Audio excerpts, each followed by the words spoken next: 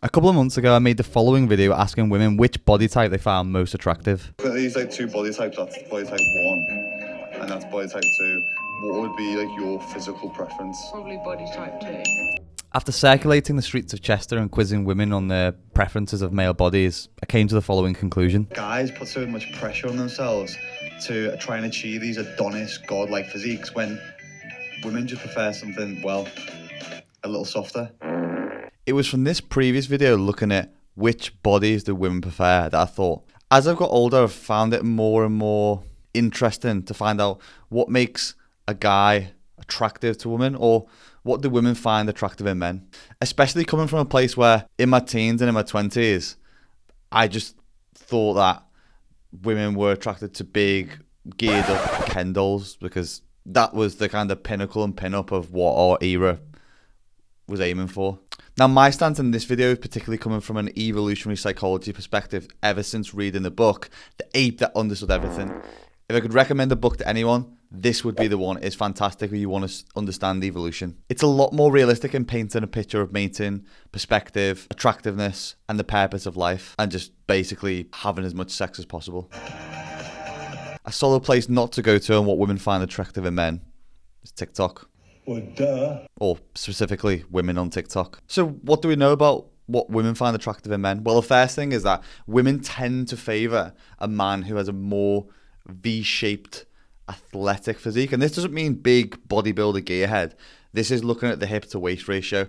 And this is why I think on the video that I did previously where I went out and asked members of the public what they found attractive in a man's body, quite a lot of them were put off by the big bulky bodybuilder look, probably because it was too bulky and over masculine maybe. However, women do tend to like a man who is masculine, has a prominent brow, a square chin, a deeper voice, and a lot of these manly or these traits come down to different levels or variant levels of testosterone levels in men. It's also been found that men who possess these traits tend to lose their virginity earlier than men who don't, and have a lot more sexual partners. Also, the opposite is true though. If you look like an upside down pear and you have a voice like Mickey Mouse, then you're probably going to have less sexual partners. Also, I was reading in the book that there is almost no ceiling to how feminine a woman can be, but in terms of masculinity, there seems to be a ceiling of where more isn't always better. And there's simple examples of traits of this, like people with beards. Some women will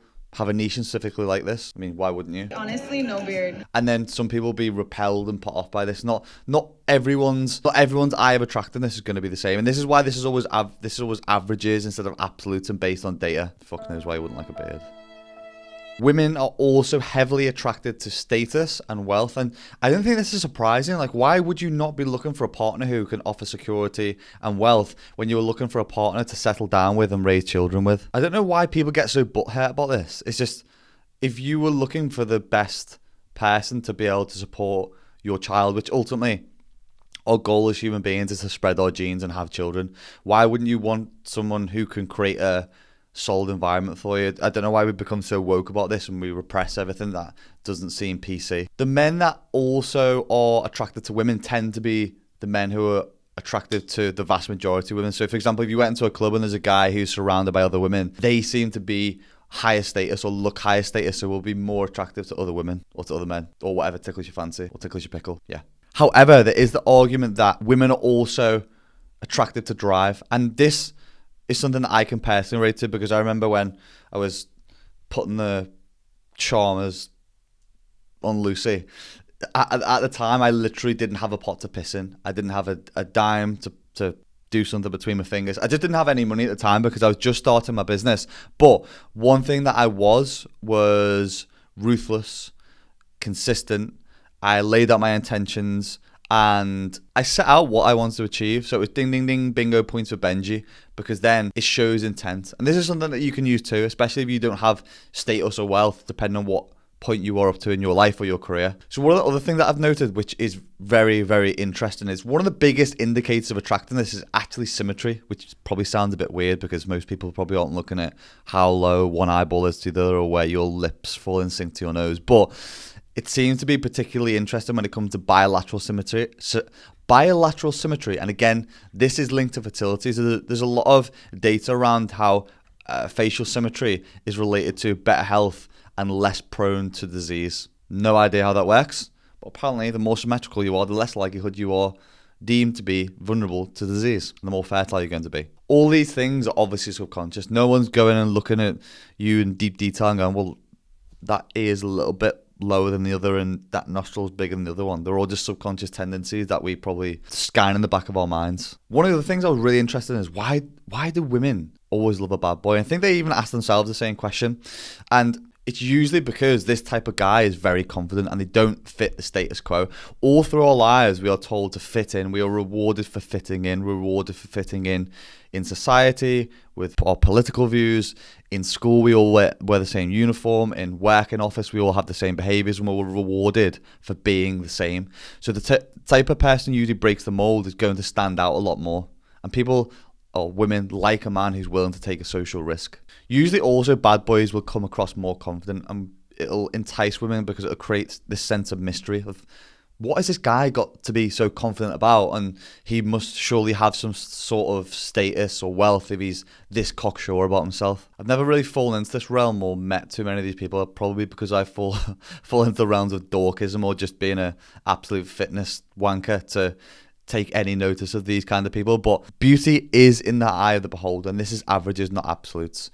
But the eye is heavily influenced and shaped by evolution and natural selection. And this is why a lot of these tendencies that we don't even think about tend to dictate what on average we find attractive in partners, which I just think is super useful and also dispels all the myths of what I thought was attracted to women when I was growing up in my teens and through my 20s as well. And I think we can take a couple of tips from this as well as guys. One, if you keep getting rejected by women all the time, it probably has something to do with you and not other women. So get out your finger pointing mode and start turning the finger of blame toward yourself and taking some responsibility. And that means that you can focus more on yourself, which is my top tip, is to be a more productive, hard-working and responsible man instead of just focusing on how you look like I did, because this will make you more confident in yourself. It'll make you more interesting. It will create more stories and topics of conversation, and you'll be more competent, which will make you more eligible in its very own right. So train, work hard,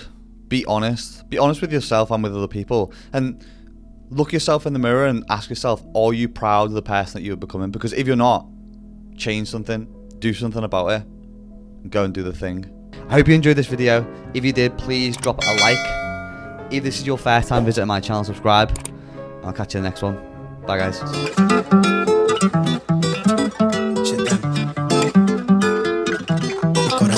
Dump and a jump for the shit up top when I